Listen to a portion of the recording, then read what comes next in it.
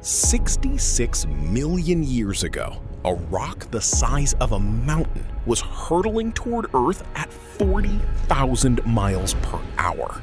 But what if it missed? One tiny degree of difference, one altered trajectory, and everything we know about life on Earth would be completely different. Welcome to the most epic alternate history our planet never got to live. Because here's the thing. Dinosaurs weren't just surviving. They were thriving. And with 66 million more years, the possibilities are staggering. Today, we're going to explore what that world might look like, what evolves, what dominates, and whether humans ever get a chance. We'll travel through time in 3 stages. The immediate aftermath, millions of years of evolution, and finally, today. Buckle up. This is going to be wild. It's 66 million BCE. The asteroid passes. Earth has no idea how lucky it just got. The small mammals that would have inherited the Earth, still hiding under logs, still terrified. Because the dinosaurs, they're not going anywhere. And without that catastrophic extinction event, the ecosystems of the Cretaceous would have continued evolving, just as they had for 165 million years before. The first million years after the near miss, nothing much changes. Earth doesn't care about asteroids it didn't feel. Compare that to our reality, where 75% of all species on Earth were wiped out in what scientists call the worst day in the history of life. In our alternate world, the great predators keep doing what they do best: hunting, adapting, getting smarter. But here's where it gets interesting. Without a mass extinction resetting the board, evolution doesn't get that dramatic shortcut. Over the next 5 to 10 million years, the planet warms slightly. Megaflora explodes, and the dinosaurs begin to change. Pack intelligence, group coordination.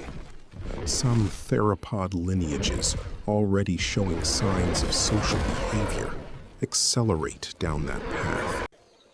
The Troodon, one of the most intelligent dinosaurs we know of, may have kicked off what scientists call a cognitive arms race among small theropods. Meanwhile, in the oceans, the mosasaurs reign. 60-foot marine reptiles that would have continued dominating the seas for millions of years. And in the air, the Quetzalcoatlus, with a wingspan of 36 feet, would continue ruling the skies, making modern eagles look like sparrows. And our ancestors, the tiny Cretaceous mammals, they would have stayed small, stayed hidden. Evolutionary pressure pushing them nowhere fast. 10 million years in, the mammals are still around, but they're not thriving. The ecological niches they'd normally fill, already taken. Every niche that evolution hands to mammals in our world, in this world, a dinosaur already owns it. 20 million years after the miss, the Cretaceous age is technically over, but you'd never know it from the outside. Paleontologist Dale Russell famously asked, "What if the Troodon kept evolving?" His answer was the Dinosauroid, a humanoid dinosaur. Of course, evolution doesn't work that neatly, but the principle holds. Given enough time, intelligence becomes a powerful survival tool. Fire, tool use, social structure. These are the building blocks, and some dinosaur lineages were already laying the groundwork. Meanwhile, the giant sauropods, they don't stay the same. They get bigger. Some lineages could have grown to sizes that dwarf even the largest dinosaurs we know. In the oceans, the marine reptiles begin filling ecological roles we currently see in dolphins and whales, streamlining, socializing, diving deep. And the plants themselves keep evolving. Flowers explode across the alternate Paleocene, and with them, new food webs, new specialists, new beauty. 40 million years in, the continents are noticeably different now. The world is familiar in outline, but alien in detail. Now, here's the wildest speculation, and it's scientifically grounded. What if an intelligent theropod lineage developed civilization? It would look nothing like ours. No opposable thumb means different tools, but intelligence finds a way. Octopuses build dens with rocks. Crows use cars as nutcrackers. Their architecture would be low and wide, built for bodies heavier than ours, more agile horizontally than vertically. The Troodon's encephalization quotient, a measure of relative brain size, was already comparable to modern possums. Given time, that trajectory could soar. Agriculture, fishing, division of labor. These emerge not from being human. They emerge from intelligence, plus pressure, plus time. Our ancestors, the mammals, are doing fine, ecologically speaking. Dozens of small species, filling small roles, but nothing like what happened in our world. Any primate-like mammal that emerges faces constant predation pressure from smart, coordinated theropods. Getting big? That's a death sentence here. 60 million years after the miss. We're getting close to today. The world is almost unrecognizable and utterly magnificent. By now, some lineages of intelligent dinosaurs may have developed what we'd recognize as agriculture, herding, breeding, and even farming. Language, writing, knowledge transfer across generations. The ingredients for exponential progress, regardless of the species holding the pen. The megafauna of this world would be breathtaking. Creatures that make elephants look small, whales look modest, eagles look delicate. And here's a bittersweet truth. A world without humans may well be a world with far more forest, far more species, far more wild. Would their civilization be more sustainable than ours? Possibly.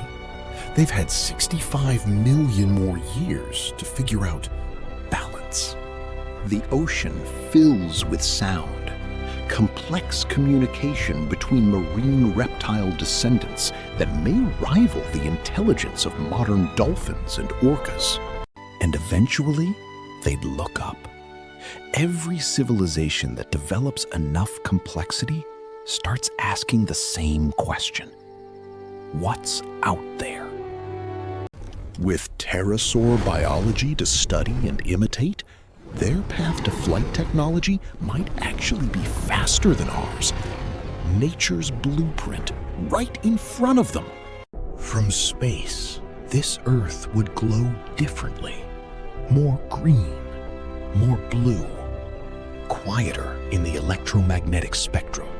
For a while, it would be a world of ancient intelligence, deep ecology, and an evolutionary story we can barely imagine. But then comes the real question. What about us? Primates would almost certainly still exist in this world, but they'd be marginal, small-bodied, forest edge specialists, not civilization builders. Without the extinction event clearing the board, there's simply no ecological space for primates to radiate outward and upward. The mammals of this world, including our ancestors, would likely be doing what they did in the Cretaceous, surviving in the margins, nocturnally, quietly. We might occupy a role similar to what crows and raccoons do today. Smart generalists, adaptable, but not dominant, not builders of cities. And this is the humbling part. Intelligence is not our invention. It's evolution's favorite trick, and it was already being tried by the dinosaurs. Would they be conscious? Would they wonder? Would they love? Science can't say for certain, but the neural architecture was heading in that direction. In their world, some dinosaur archaeologist might dig up our ancestors' bones and wonder, what if this little mammal had been given more time? Coexistence might actually emerge. Intelligent civilizations tend to develop ecology awareness. Eventually, they might even protect the mammals. Domestication goes both ways. We domesticated wolves into dogs. In this world, who's to say they wouldn't find a use, and perhaps a fondness, for clever little mammals? Their technological progression might mirror ours in structure, but diverge wildly in form. Architecture, energy systems, communication, all shaped by different bodies and biology.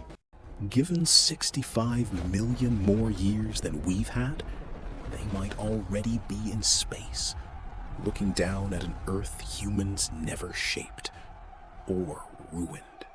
Their footprint on the planet would be different from ours, perhaps lighter, perhaps not, but it would be theirs, a world written in scales and feathers. And us? Maybe we'd find our own path. Slowly, quietly. Intelligence isn't just one story, it's a direction. And life finds a way. The deeper question this thought experiment raises isn't about dinosaurs at all. It's about what we've done with our unlikely inheritance. We got our shot because of a catastrophe. We are the asteroid survivors. We are the accidental inheritors. And what we do with that accident, that random cosmic stroke of luck, is perhaps the most important question any intelligent species ever faces. Whether it's us or them, intelligence comes with responsibility. The question is whether the universe's next civilization will be smart enough to figure that out sooner. Evolution doesn't care about who wins.